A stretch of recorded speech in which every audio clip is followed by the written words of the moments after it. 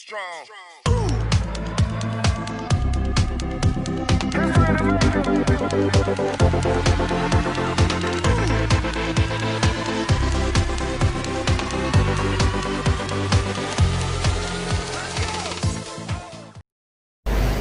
Hey guys, good morning.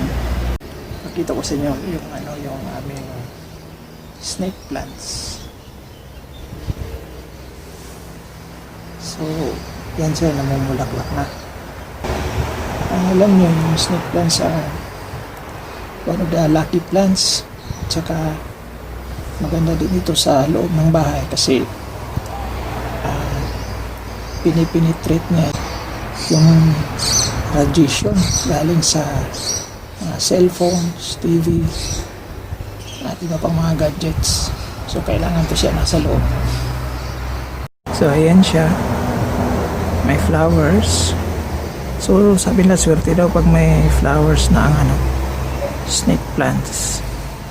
So nagtanggal tayo ng isa, tapos nilagay natin dito.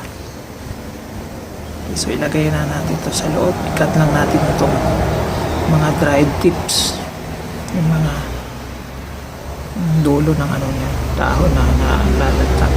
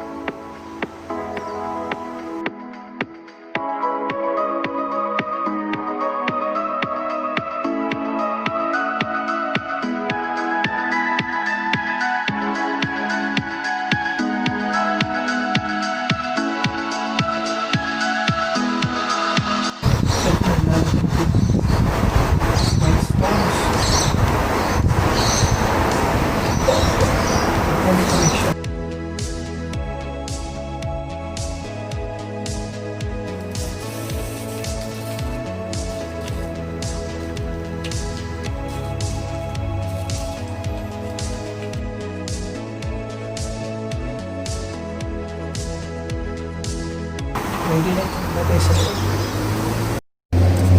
Oh yan, maganda na siya. So itong iba i-riripat din natin.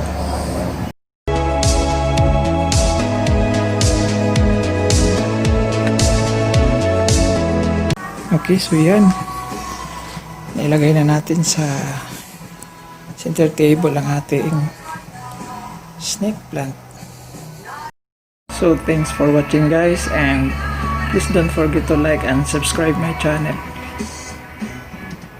And until next video, thank you, God bless.